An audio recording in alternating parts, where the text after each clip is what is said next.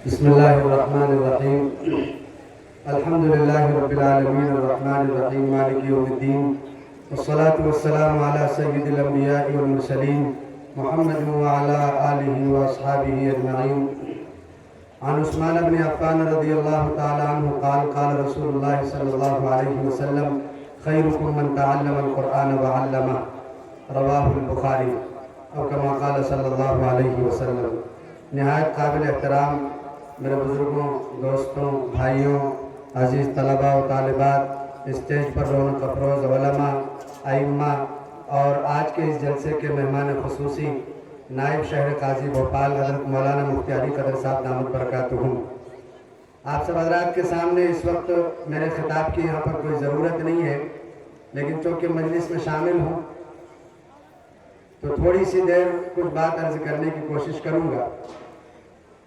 سب سے پہلی بات یہ عرض ہے کہ یہاں پر مدعو میں نہیں تھا، مجھے بلایا بھی نہیں گیا آج کے اس جلسے میں. پتہ نہیں انتظامیہ سے کو مجھ سے کیا شکایت ہوگی، میں معافی چاہوں گا. خبر ہی نہیں ہوئی کہ اس بار ہمارے گاؤں کا جلسہ کب ہے. حضرت والد صاحب کو دعوت دی گئی تھی اور حضرت جو ہے گزشتہ رات صبح 4:30 پونے 5 بجے لوٹے سفر سے، تو آپ کو کافی تکلیف تھی پیروں میں گھٹنوں میں، اور آگے رمضان شریف بھی ہے تو تراویح کی تیاری میں بھی مشغول ہیں، تو اس لیے وہ نہیں آ سکے. اور ان کے حکم سے اللہ نے مجھے اس مبارک مجلس کا حصہ بنا دیا. اللہ کا کرم ہے. امید کرتا ہوں کہ آئندہ صرف خبر مل جائے کہ آپ کو آنا ہو آؤ، نہیں آنا مت آؤ، لیکن فلانی تاریخ کو جلسہ ہے تو انشاءاللہ میں میرے حساب سے بنا لوں گا ترتیب. اللہ تعالیٰ خوب جزائے خیر دے منتظمین کو. سب سے زیادہ خوشی کی بات یہ ہے کہ یہاں پر طلبہ اور طالبات نے جو پیشکش کی ہے نہایت لاجواب، نہایت لاجواب، زبردست. بہت ڈھونڈنے سے بھی بعض بچوں کی چھوٹی بڑی غلطی پکڑ میں آ رہی ہے. اچھے خاصے مدارس میں بھی ایسا نظام دیکھنے کو نہیں ملتا. اتنی اچھی صفائی اور اتنا اچھا بولنا، اتنا اچھا خطاب، اتنا اچھا انداز، اتنی اچھی بلاغت، فصاحت دیکھنے کو نہیں ملتی. حضرت تشریف فرما ہے اور آپ خود بھی طالبات کے ایک بڑے مدرسے کے ذمہ دار ہیں. مدرسہ نداء الصفا للبنات بھوپال کا ایک بڑا ادارہ ہے، آپ اس کے ذمہ دار ہیں. اور صرف تعلیمی ادارہ نہیں ہے بلکہ طالبات کی تعلیمی اور ترقی کا ادارہ ہے. تو آپ اس بات کو بخوبی سمجھ رہے ہوں گے. تو اس پر میں آپ سبھی کو، آپ گاؤں والوں کو، آپ کے بچوں کو اور اس ادارے کے، اس مکتب کے اساتذہ کو مبارکباد پیش کرتا ہوں. میں نے ایک حدیث شریف کی تلاوت کی ہے. حضرت عثمان بن عفان رضی اللہ تعالیٰ عنہ سے روایت ہے، پیارے آقا صلی اللہ علیہ وسلم نے فرمایا خیرکم من تعلم القرآن وعلمہ، تم میں سب سے بہتر وہ ہے جو قرآن پاک سیکھیں اور سکھائیں. بس سب سے بہتر آپ ہی لوگ ہیں، پڑھانے والے، پڑھنے والے اور ان کا تعاون کرنے والے. یہ بہترین ماحول جو آپ نے اس مکتب کو دیا، اس کے طلباء کو دیا، اس کے استادوں کو دیا، یہ بڑا مبارک ماحول ہے. اس مکتب کے بقا کے لیے آپ کی یہ محبتیں ضروری ہیں.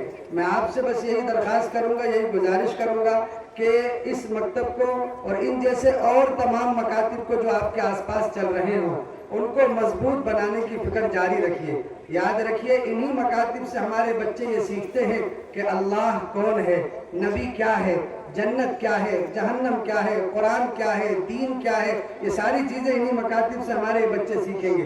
ضروری نہیں کہ ہر بچہ حافظ بنے، ہر بچہ عالم بنے، بالکل ضروری نہیں، مگر یہ ضروری ہے کہ ہر بچہ مسلمان بنے.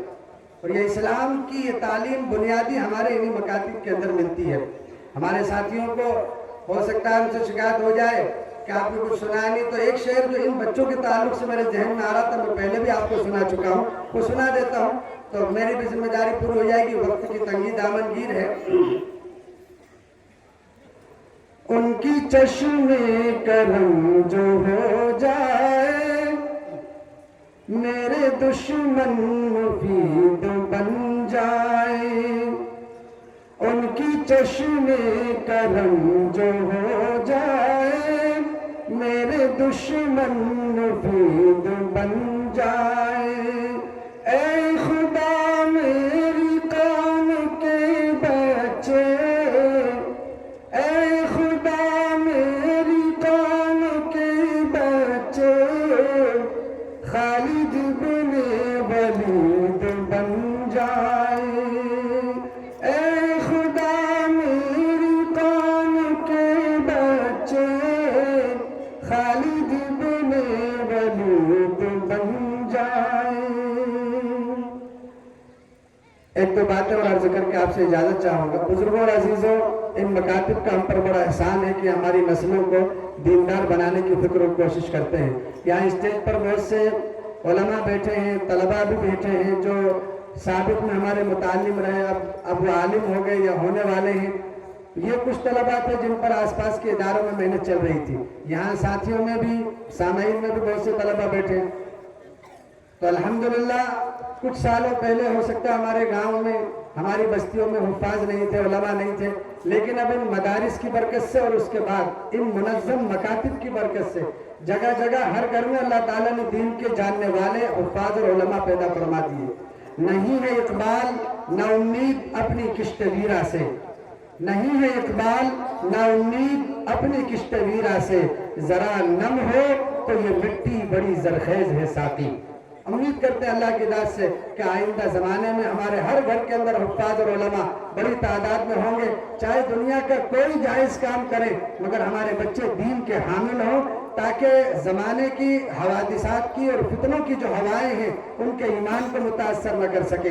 حالات کچھ بھی ہوں وہ مومن بن کر رہیں، وہ کلمے پر قائم ہو کر رہیں، قرآن سے جڑ کر زندگی گزاریں اور ایمان اور اسلام کے ساتھ اس دنیا سے جائیں، کیونکہ آج کل باطل کا سب سے بڑا نشانہ ایمان والوں کا ایمان ہے۔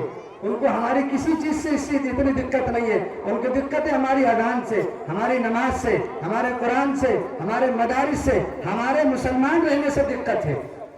تو یہ مکاتب اس کو جماتے ہیں، سنوارنے کی کوشش کرتے ہیں کہ یہ سرمایہ ہم سے نہ چھوٹ جائے۔ یہ کچھ غیر ترتیب اور غیر مرتب باتیں تھیں، اللہ نے ذہن میں ڈالی، میں نے عرض کر دی۔ اب بس میں آپ کے درمیان سے اجازت چاہتا ہوں، اللہ تعالیٰ مجھے بھی آپ کو ہم سب کو تمام گزارشات پر عمل کرنے کی توفیق عطا فرمائے۔ وآخر دعوانا ان الحمدللہ رب العالمین۔